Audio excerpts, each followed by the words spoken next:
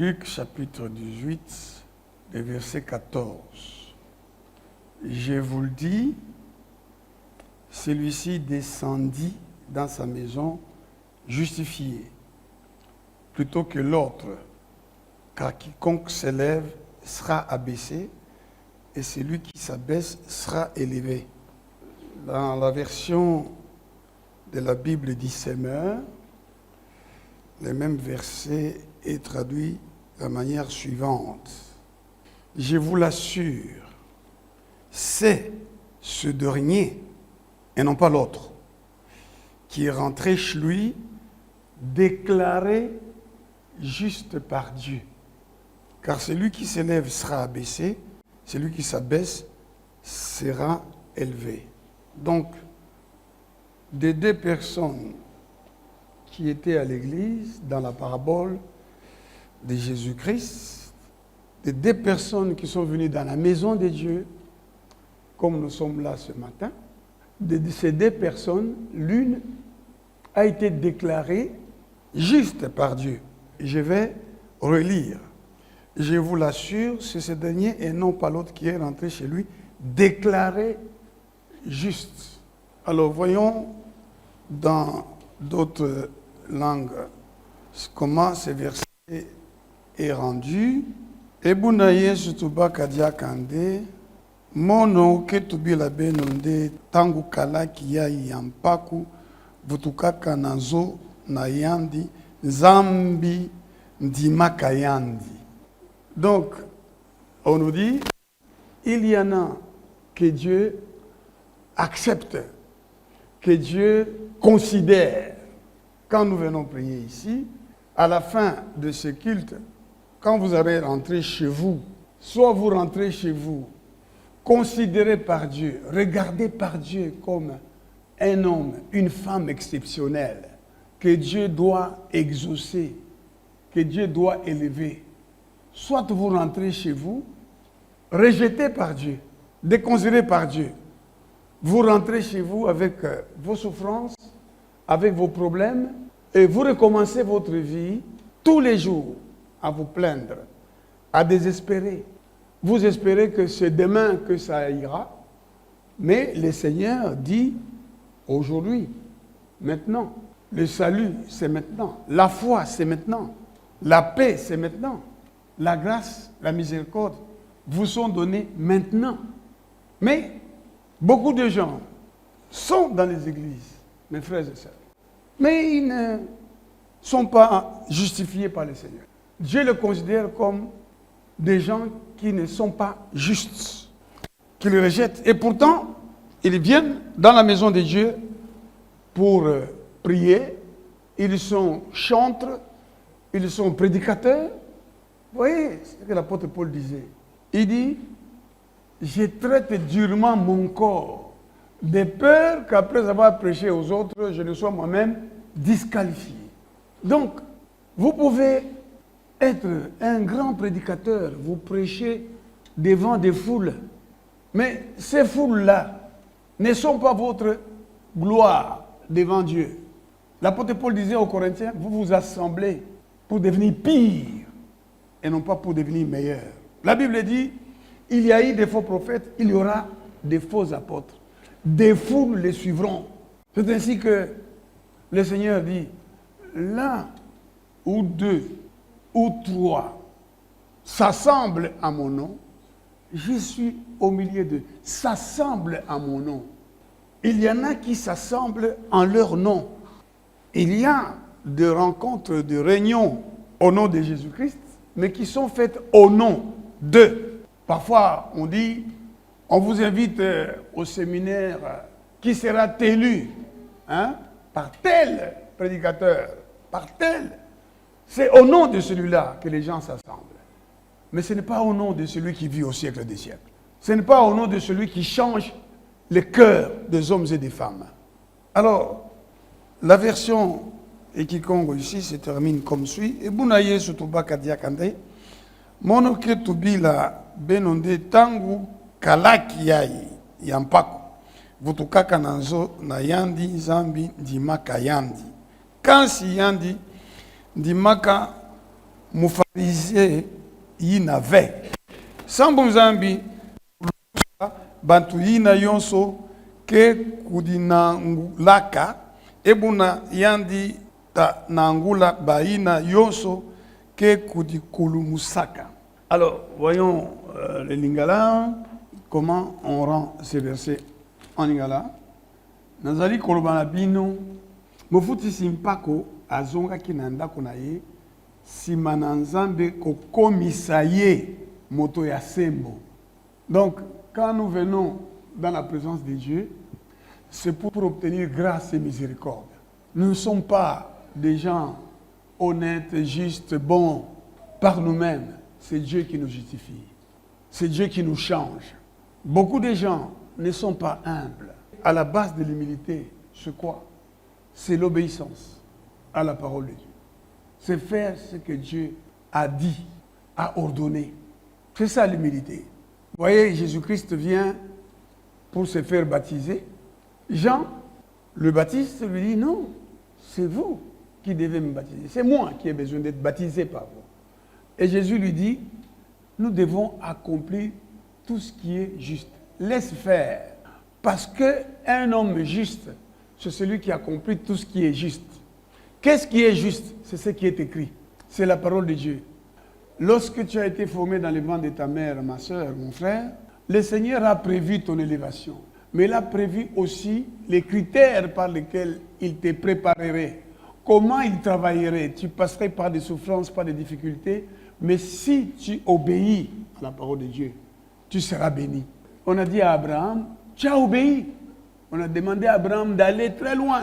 Il a marché pour aller sacrifier son fils. Et il a dit à ses serviteurs, vous restez ici, moi et cet enfant, nous irons là-bas pour adorer. Et Dieu lui a dit, quand il est arrivé, là où Dieu lui avait dit, tu as obéi, toutes les nations seront bénies en toi. Qu'est-ce qu'on a dit à Saoul? On a dit à Saoul, tu as désobéi. La désobéissance est aussi coupable que la magie, que la sorcellerie. Donc la personne, la femme, l'homme qui vit dans la désobéissance à la parole de Dieu, il est semblable à un sorcier. Il est semblable à celui qui va invoquer les puissances des ténèbres. Lorsque vous vivez dans la désobéissance, et on lui a dit, quelqu'un d'autre va prendre ta place, tu ne régneras plus. Il y a des gens qui prendront la place qui vous a été destinée. Parce que Dieu a fait les églises. Quand est-ce que Jésus a annoncé l'église? Il a demandé, vous, qui dites-vous que je suis? Qu'est-ce que les gens disent que je suis? Ils lui ont dit ce que les gens disent. Il dit, mais vous, qui dites-vous que je suis? C'est seul Pierre qui lui a dit, tu es le Christ, le Fils du Dieu vivant. Et qu'est-ce que Jésus-Christ lui dit? Tu es heureux, Simon, fils de Jonas. Parce que ce ne sont pas la chair et le sang qui t'ont révélé cela, c'est mon Père qui est dans les cieux. Alors tu es béni. Et qu'est-ce que Jésus lui dit? Toi, tu es Pierre, et sur ce roc, je bâtirai mon église. Et Jésus leur a dit, ma maison, c'est une maison de prière. Quelqu'un qui accepte la parole de Dieu, qui croit à la parole de Dieu, il a l'esprit de l'église qui l'anime.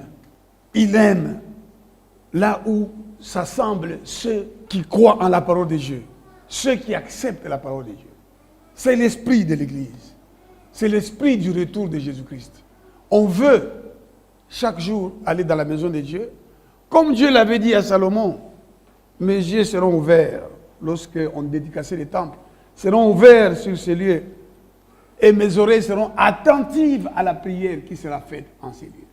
Donc, ceux qui acceptent la parole, ils sont animés par l'esprit de l'Église, c'est l'esprit de prière, c'est l'esprit de l'obéissance à la parole de Dieu. Alors donc, tous ceux qui viennent dans l'Église de Dieu ne sont pas toujours acceptés par le Seigneur. Et ici, c'est une parabole que Jésus donne au chapitre 18. Il a d'abord commencé par donner une autre parabole pour montrer qu'il faut toujours prier et ne point se relâcher. Et maintenant, il arrive au verset 9, il leur parle de deux hommes qui vont dans la maison de Dieu prier. Deux hommes. Donc il y a toujours deux sortes de personnes, deux sortes d'esprits qui animent les gens. Alors, ces deux personnes sont allées prier. La Bible ne parle pas d'une foule qui prie. Lorsque Dieu s'est souvenu d'Anne, elle était allée dans la maison de Dieu, il n'y avait que son pasteur et elle. Et Jésus, je le rappelle, a dit, là où 2 ou 3 s'assemblent à mon nom, je suis là. Je suis là au milieu d'eux. Et ces deux personnes vont pour prier. Le Seigneur nous dit, il y a un pharisien et un publicain. Mais ce pharisien se met à prier. Qu'est-ce qu'il dit? La Bible dit, c'est de l'abondance du cœur que la bouche parle. Qu'est-ce qui remplissait cet homme-là? Il se met à prier et il dit en lui-même, il parle à Dieu qui sait tout, qui connaît les desseins des cœurs. Mais il dit à Dieu, je te rends grâce de ce que je ne suis pas comme le reste des hommes. Regarde la personne qui vient dans l'église de Dieu. Une personne fausse, un menteur. C'est pourquoi certaines personnes viennent dans l'église de Dieu, ils sortent pire qu'avant. La Bible dit, c'est lui qui détourne son oreille pour ne point écouter la parole. Sa prière même est une abomination. Donc vous allez dans l'église de Dieu pour recevoir l'abomination. La Bible nous dit, il dit, je te rends grâce de ce que je ne suis pas comme le reste des hommes.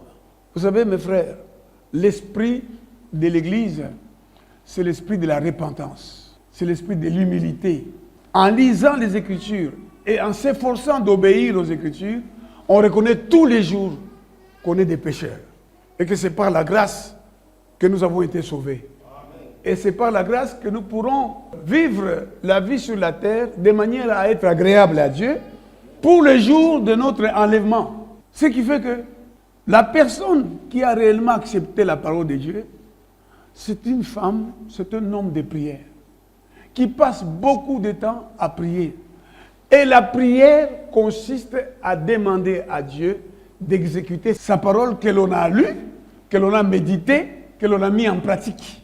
Mais lorsqu'on ne lit pas la parole de Dieu, on ne connaît pas les Écritures, on n'a pas le temps pour lire la parole, on a le temps pour toute autre chose. On vient faire des prières que Jésus-Christ a appelées des paroles vaines.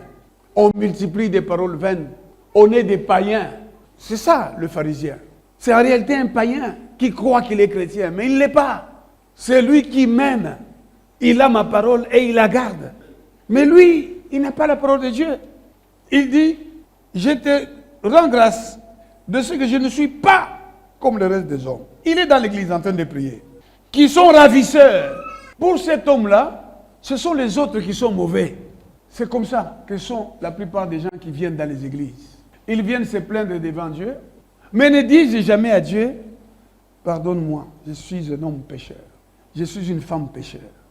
Ils viennent accuser dans l'église de Dieu leurs maris ou leurs épouses ou leurs collègues du mal que ceux-là ont pu leur faire. Mais eux-mêmes, tous les jours de leur vie, ils n'arrivent jamais à s'examiner eux-mêmes. La Bible dit, jugez-vous vous-même, examinez-vous vous-même pour voir si vous êtes dans la foi. Examine-toi, ma soeur, mon frère.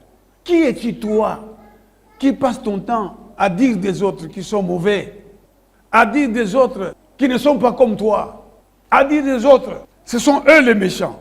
Une personne qui ne se juge jamais comme étant pécheur, comme étant dans l'erreur, et qui trouve que ce sont toujours les autres qui sont dans l'erreur, cette personne ne sera jamais déclarée juste par le Seigneur. Amen. Et le Seigneur ne pourra jamais te justifier. Parce que quand Dieu t'exauce, il te justifie aux yeux des hommes et à ses propres yeux. Il te justifie, il te donne ce que tu désires. Il t'honore. C'est ainsi que la Bible dit que Dieu ne laissa jamais tomber à terre une seule parole de Samuel. Il honorait Samuel. Il justifiait Samuel. Tout Israël reconnut que Samuel était prophète. Comment veux-tu que Dieu te justifie alors que tu es la personne que Dieu juge comme étant indigne d'être déclaré juste? Les pharisiens donc, comme beaucoup de gens, c'est un homme qui se croit juste et qui regarde tous les autres comme étant ceux qui commettent la faute. Le Seigneur veut que tu te regardes aujourd'hui. Quelle est la vie que tu mènes? Examine-toi à la lumière de la parole de Dieu. La parole de Dieu dit, soyez les imitateurs de Dieu Que l'impudicité ne soit même pas mentionnée parmi vous. Que certaines paroles ne soient même pas entendues de vous. La Bible dit que la débauche, ni aucune impureté, ni la cupidité ne soient même pas nommées parmi vous. Faites entendre des paroles qui communiquent une grâce à ceux qui les entendent. Il faut qu'il sorte de votre bouche des paroles qui servent à l'édification et communiquent une grâce. Mais il n'y a que des paroles mauvaises qui sortent de votre bouche. Il n'y a que des méchancetés qui sortent de votre bouche. Il n'y a que des critiques qui sortent de votre bouche. Il n'y a que des accusations. Mais vous ne vous accusez pas vous-même auprès de Dieu. Vous ne dites pas à Dieu ce que vous dites des méchants, ce que vous pensez des mauvais. Le Seigneur dit, ça c'est Éphésiens 5 que je vous exhorterai à lire. Prenez donc garde afin de vous conduire avec circonspection, non comme des insensés, mais comme des sages. Ne soyez pas inconsidérés, mais comprenez quelle est la volonté du Seigneur. Ma sœur, comprends en tant que femme quelle est la volonté du Seigneur pour toi. Une femme a été créée pour quoi? La Bible dit que la femme a été créée à cause de l'homme. L'homme a été créé pour Dieu. J'aimerais lire ça.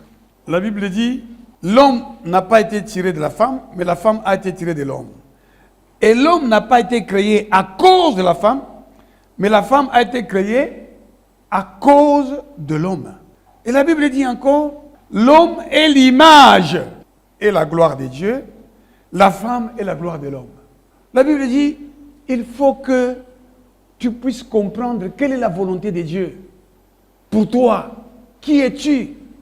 Pourquoi Dieu t'a fait? Pourquoi Dieu t'a créé? Et en tant que femme, souviens-toi toujours que quand Dieu crée l'homme, il les crée seul. Il ne crée pas l'homme et la femme en même temps. Et puis il dit, il n'est pas bon que l'homme soit seul. Pour que l'homme ne soit pas seul, il crée la femme. Donc, la Bible dit, c'est même un mystère. Éphésiens chapitre 5. C'est même un mystère quand la Bible parle du mariage. C'est même un mystère. Il dit, Dieu crée la femme pour que l'homme ne soit pas seul. Et la Bible ajoute, je lui ferai une aide qui lui soit semblable. Et Dieu dit à la femme qui a péché et qui a fait pécher l'homme, Dieu lui dit, tes désirs te porteront vers ton mari et ton mari dominera sur toi. Vous voyez? Et Dieu va dire, quand il crée des églises, après la mort et la résurrection de Jésus-Christ, le jour de la Pentecôte, voilà l'église formée par le Saint-Esprit est née. Il y a des femmes, dont la mère de Jésus-Christ, qui reçoivent le Saint-Esprit à la Pentecôte. Mais celui qui prêche la parole, c'est l'apôtre Pierre. Et ensuite, on nous dit que les apôtres vont choisir des diacres. Jésus-Christ de Nazareth lui-même, qui était entouré de femmes, qui le suivaient de ville en ville, de village en village. Jésus de Nazareth n'en a nommé aucune apôtresse, aucune comme prophétesse, aucune comme évangéliste, aucune comme pasteur et doctoresse. Nous voyons qu'il y a l'apôtre Paul qui nous parle de Phoébé, qui fut diaconesse. Oui, parce que les diacres, au départ, c'est des hommes qui devaient servir à table. Et donc, il y a eu des femmes aussi diaconesses. Mais le Seigneur dit, je ne permets pas à la femme d'enseigner, ni de prendre autorité sur l'homme. C'est ça la volonté de Dieu. Il faut que tu comprennes, en tant que femme, qui es-tu? Il y a des femmes qui prêchent l'évangile et qui sont suivies par des foules. Mais ce n'est pas la volonté de Dieu. Dieu a dit, je ne permets pas à la femme d'enseigner, mais que la femme enseigne aux autres femmes. Les femmes âgées enseignent aux jeunes femmes à aimer leur mari, à s'adonner aux soins domestiques, à éduquer leurs enfants. Dans l'église, il n'est pas bienveillant, il est malveillant aux femmes d'y parler. On ne dit pas qu'elles ne peuvent pas prier. Non, la Bible dit, elles peuvent prier. Elles font beaucoup d'autres choses, mais on ne leur donne pas d'avoir l'autorité. Les ministères de prédicateurs, d'enseignants, de prophètes, d'apôtres, c'est des ministères d'autorité. Non seulement elle ne doit pas prendre autorité sur l'homme en général, mais elle ne doit pas non plus prendre autorité sur son mari. Que la femme écoute l'instruction en silence. et qu'elle demande à son mari à la maison. Et dans les relations du mari et de la femme, la Bible dit que la femme révère son mari. Ça, c'est la version King James, en anglais, qui parle ainsi. Que la femme révère son mari. La Bible dit que la femme soit soumise à son mari comme l'Église est soumise à Christ. C'est ainsi que la femme doit se comporter. C'est la volonté de Dieu pour toi. Et en tant que femme, non seulement en tant que femme créée par Dieu comme telle, mais aussi qu'en tant que personne qui a accepté Jésus-Christ, qui a été créée pour un but, comprend les Écritures, étudie les Écritures et apprend que l'obéissance, la soumission aux Écritures, c'est la base pour ton élévation. Et en tant que frère, en tant qu'homme, tu as été créé par Dieu pour obéir à la parole de Dieu, pour faire le plaisir de Dieu en obéissant à sa parole. C'est comme ça que tu as été créé, pour obéir. Et l'apôtre Paul explique qu'il a reçu la grâce et l'apostolat pour amener à l'obéissance de la foi tous les païens. Donc Dieu nous a appelés à l'obéissance. Le Seigneur nous a appelés à faire plaisir à celui qui vit au siècle des siècles. La seule façon pour toi de faire plaisir, pour que Dieu te justifie, quoique tu sois pécheur, à cause du sang de l'agneau, que tes péchés te soient pardonnés à cause de son nom, c'est-à-dire à cause du nom de Jésus-Christ de Nazareth, il faut que tu sois une personne qui vit dans l'obéissance à la parole de Dieu. Que tu comprennes pourquoi Dieu t'a créé. Le Seigneur a placé l'homme dans les jardins d'Éden et il lui a donné un commandement. Tu ne mangeras pas du fruit de cet arbre. Le jour que tu en mangeras, tu mourras certainement. Et il devait inculquer ça à sa femme. Il devait avoir exercé toute l'autorité. Mais il a cédé à sa femme. Et il a été chassé du jardin d'Éden. Et Jésus-Christ est venu. Et la Bible nous dit que Jésus de Nazareth, existant en forme de Dieu, a apparu comme un simple homme. Et qu'est-ce que la Bible explique? La Bible explique, regardez ça dans la lettre de Paul aux Philippiens, au chapitre 2. Ayez en vous les sentiments qui étaient en Jésus-Christ. Existant en forme de Dieu, il n'a point regardé son égalité avec Dieu comme une proie à arracher. Mais il s'est dépouillé lui-même, en prenant une forme de serviteur, en devenant semblable aux hommes. Et il a paru comme un vrai homme. Il s'est humilié lui-même, se rendant obéissant jusqu'à la mort, même jusqu'à la mort de la croix. Vous voyez, la Bible dit, le pharisien n'a pas été justifié. Il n'est pas rentré chez lui justifié. Regardons les autres versions de la Bible. Il dit, Nouambila ne, Muntwau wakueka kunzubu kwanji mubinge, mukwabo muhile, bwalubwa wadibandisha neba muhekeshe, wadiwekesha neba mubandishe. Écoutez ce qu'on dit en Chiluba. Hein? On dit wakueka kunzubu kwanji mubinge. Mubinge, ça dit vainqueur, gagnant. Donc tu rentres chez toi, tu es entré dans la maison de Dieu, perdant, parce que tu es malade, parce que tu manques le nécessaire, parce que le Saint-Esprit ne te remplit plus, parce que Dieu ne te parle plus, mais parce que tu as appris à t'abaisser pour obéir à la parole de Dieu. Comprenez bien, Jésus-Christ s'est rabaissé, a été humble, n'est-ce pas? Jusqu'à la mort de la croix. Et Dieu l'a souverainement, regardez le verset 9, c'est pourquoi aussi Dieu l'a souverainement élevé et lui a donné le nom qui est au-dessus de tout nom, afin qu'au nom de Jésus, tout genou fléchisse dans les cieux, sur la terre et sous la terre, et que toute langue confesse que Jésus-Christ est Seigneur, à la gloire de Dieu le Père. La Bible nous dit que des deux personnes qui sont venues prier, l'une est rentrée Moubing, hein? Gagnant, vainqueur, justifié, exaucé, et l'autre est rentré sans rien du tout. Au contraire, rejeté par le Seigneur. Vous voyez? Et la Bible conclut, parce que celui qui s'abaisse, il sera élevé. Celui qui s'élève sera abaissé. Et on nous explique ici que Jésus lui-même s'est rabaissé. Et Dieu l'a souverainement élevé. Ça veut dire quoi? C'est ce que Jésus-Christ expliquait à Jean-Baptiste. Il dit, laisse faire, nous devons accomplir tout ce qui est juste. Il n'y a personne qui prend ma vie, je la donne. Donc, il a dit à son Père, je viens pour faire ta volonté. Je viens pour obéir à ta parole. Et tout le temps que Jésus prêchait, il expliquait aux pharisiens qui ne comprenaient pas. Il dit, ce que je dis, ça ne vient pas de moi. Je ne fais que dire ce que mon Père m'a dit, ce que j'ai entendu de mon Père. Et c'est pourquoi mon Père ne m'a jamais laissé seul, parce que je fais toujours ce qui lui est agréable. Vous n'obéissez pas à la parole de Dieu. Vous n'êtes pas humble.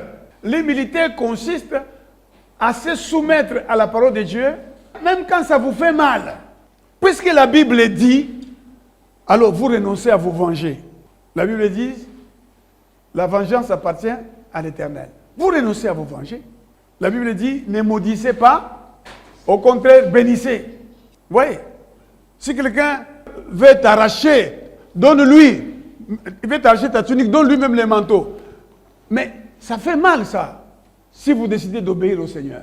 Passez le temps à jeûner, à prier, que ce soit à la maison ou dans l'église. C'est de la souffrance. Passez le temps, 2 heures, 11 heures du temps à prier, 10 heures du temps à prier le Seigneur. C'est dur, ce n'est pas facile, n'est-ce pas?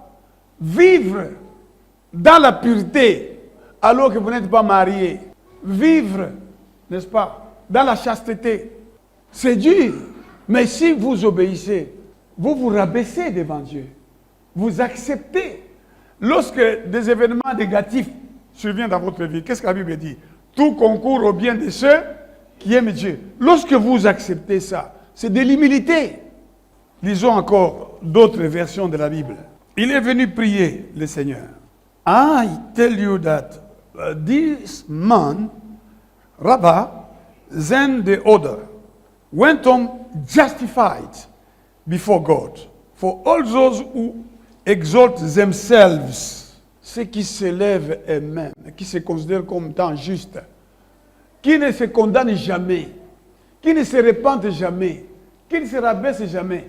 Vous savez qu'il y a des gens qui ne demandent jamais pardon, qui ne disent jamais « Naloba qui m'abe, j'ai mal parlé, je ne me suis pas bien comporté », mais qui accusent toujours les autres. Et ça, c'est souvent dans les couples. Vous verrez, l'un des membres de ce couple accuse toujours l'autre. Ou c'est la femme qui dit toujours que c'est l'autre qui est mauvais, mais jamais la personne ne dira « Non, non, non, j'ai mal agi moi ». Non, c'est l'autre. C'est toujours l'autre. Vous voyez, entre Jésus-Christ et la femme syrophénicienne, qui avait parlé mal à l'autre, Jésus dit à cette femme qui lui demande de sauver son enfant, Jésus lui dit, je ne vais pas donner les pains des enfants aux petits chiens. Mais cette femme-là aurait pu se fâcher et dire du mal du fait qu'on lui a mal parlé. Mais elle n'a pas mal parlé. Elle a répondu, même les petits chiens mangent les miettes qui tombent sous la table. Prenez encore la maman de Samuel. Son pasteur lui a mal parlé.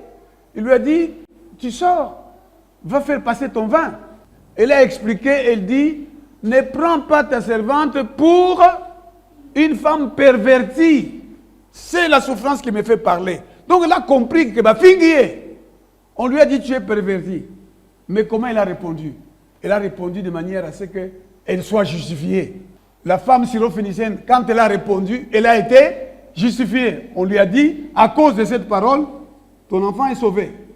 Et Anne, la maman de Samuel, on lui a dit, va, que le Seigneur t'accorde ce que tu lui as demandé. Vous voyez, vous n'êtes pas humble. Vous ne vous rabaissez pas. Vous ne reconnaissez pas que vous êtes une mauvaise personne. Une femme insoumise qui ne reconnaît pas qu'elle est insoumise, cette femme ne sera jamais justifiée par le Seigneur. Les hommes pourront la justifier, mais Dieu ne la justifiera jamais. La version Swahili. En Swahili, ninawambia nini? Huyu alishuka nyumbani kwake naye amehesabiwa kuwa na haki kuliko yule mwingine. Kwa maana kila mtu anayejitukuza atanyenyekezwa, naye mwenye kujinyenyekeza atatukuzwa. Kujitukuza, c'est considéré comme étant important, grand, n'est-ce pas? Regardez les autres comme étant des pécheurs. C'est toi qui connais le Seigneur. C'est toi qui es juste. C'est toi qui vois Dieu. C'est toi qui entends la parole de Dieu.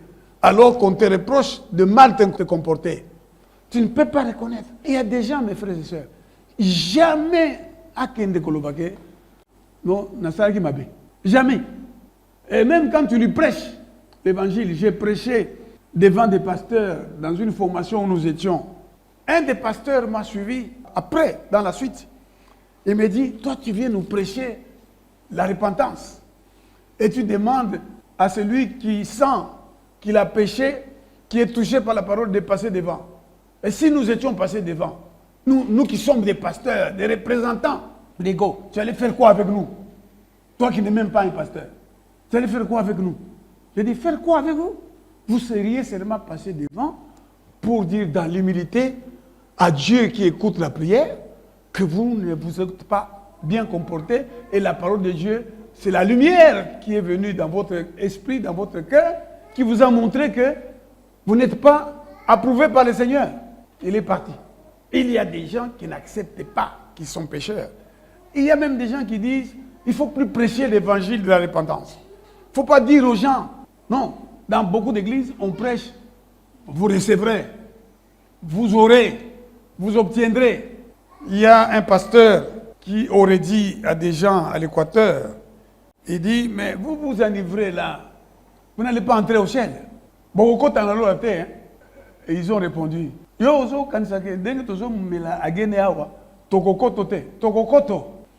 entrerons au ciel, même si nous buvons la bière. Nous entrerons au ciel. Les gens endurcis dans les mal. Il y a des gens qui vivent dans l'impudicité et qui trouvent des versets pour les justifier. Il y a des gens qui vivent dans les mensonges, qui trouvent des versets pour les justifier et qui trouvent même des prédicateurs pour les justifier. Il y a des gens qui sont dans des entreprises publiques, qui travaillent même pour des privés, qui détournent de l'argent, qui volent de l'argent. J'ai été prêché dans une église en Angleterre, disons en Grande-Bretagne, dans une ville. Et le pasteur m'a appelé plus tard. Il dit, mais les gens ont dit, mais quand ils prêchent comme ça, là, ça veut dire que parce que j'ai prêché qu'il faut renoncer aux mensonges. Et ils ont dit, mais Abraham avait menti pour Azwa Mikanda. Parce que la plupart des gens qui sont dans les églises là-bas, Bouka Lokuta pour appeler ça Mikanda, il y a British, français, américain, Bouka Lokuta. Ils ont menti tous. Ils ont raconté une fausse histoire pour obtenir les documents. Et ils sont dans les églises, Yahweh, mais des menteurs, avec des faux documents. Je me souviens même, quand on m'a reçu quelque part, quelqu'un m'a suivi et dit, papa, natanga kikaka kombo na yo, une semaine va pisser mikanda. Entre-temps, moi on m'avait enlevé ici, et quelques temps après on avait incendié cette propriété comme vous le savez. Et lui, il est allé là-bas, il dit, j'ai failli mourir. Il a fait un mixage de photos, je ne sais pas comment. Il dit, j'étais à côté de lui. Donc j'ai échappé belle. On lui a donné les documents. Et il me dit à moi, il dit, devant toi. Il dit, mais tu es un menteur. Tu es un menteur, mon frère. Mais il ne reconnaît pas que c'était un menteur. Il dit, mais Abraham aussi avait menti. Les gens sont durs. Les gens considèrent qu'ils sont justes. Ils ne se rabaissent pas pour que Dieu les justifie. Je vais lire encore dans une autre langue, ma langue, Kiluba, les mêmes versets. La Bible dit, Nemusavu ilamba, muntuno, wajoke de kwanji, muleke lue mianda yanji. Ça veut dire quoi? Il est rentré chez lui, on lui a pardonné tout. Inokeye wa mufadise ovo. Mwanda muntu yense wizunzula, kuizunzula se s'élever. Uka tukijibwa. Yewa witu kijananji Ou Kazunzoulois. Mes frères, je voudrais terminer la lecture de la prière de ces pharisiens. Parce que la prière consiste à demander à Dieu d'exécuter sa parole. Pas de multiplier des vaines paroles. Les pharisiens disent, je ne suis pas comme le reste des hommes qui sont ravisseurs, injustes, adultères, ou même comme ces publicains-là. Il y a des églises où on prie. Enfin, je ne sais pas moi, des groupes de prières. Nous entendons ces prières. Nous allons maintenant prier pour que nos maris, pour que vos maris, ce sont souvent des réunions de femmes, vos maris soient pour vous. Nous leur donnons de boire le sang de Jésus-Christ. Un mari à qui elle ne se soumet pas. Un mari à qui elle n'accorde pas le respect que la Bible institue. La Bible dit, la femme doit révérer son mari. Donc le respect avec révérence, elle doit être soumise en toutes choses. Mais elle, on lui apprend. Et quand ces gens la prient, Zambé, Dieu, maintenant ici, j'ai prié pour mon mari. Cet homme est têtu. Cet homme n'écoute pas. Cet homme ne veut pas croire en toi. Nous allons, je demande le sang de Jésus. Je lui fais boire le sang de l'agneau. Je le mets dans le sang de l'agneau. Mais ça n'a rien à voir avec Dieu tout ça. Parce que la Bible dit que la femme gagne son mari sans parole par sa conduite.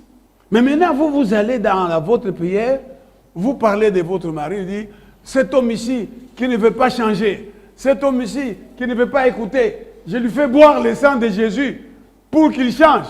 Non. Et terminons sa prière. Voici ce qu'il dit encore. Je jeûne 2 fois par semaine. Je donne la dîme de tous mes revenus. Mais tandis que l'autre, se tenant à distance, n'osait même pas lever les yeux au ciel, mais s'est frappé la poitrine en disant, « Ô Dieu, sois apaisé envers moi, qui suis un pécheur. » Voilà, mes frères et sœurs. Quand vous allez quitter l'église et rentrer chez vous, est-ce que Dieu vous aura justifié? Le Seigneur dit, de 2 personnes qui sont venues prier, comme nous sommes venus prier ici, il y en a qui vont rentrer chez eux, justifiés par le Seigneur, approuvés par le Seigneur, aimés par le Seigneur, soutenus par le Seigneur, exaucés par le Seigneur. Il y en a qui vont rentrer, rejetés par le Seigneur. Alors mon frère, si tu ne veux pas changer, les années vont passer. Tu vas changer d'église. Ou tu vas venir à l'église, à la même église tous les jours. Mais le Seigneur ne te considère pas. Ce que tu dis, ce qui sort de ta bouche, révèle ce qui est en toi. Aujourd'hui, répands-toi. Apprends à te nourrir de la parole de Dieu. Apprends à méditer la parole de Dieu. À vivre selon les Écritures. Et ta prière sera celle d'un homme humble qui se répand. Parce que déjà, dans tout ce que tu fais, tu t'assures que tu fais tout comme cela est écrit. Et Dieu te bénira. Et Dieu bénisse sa parole.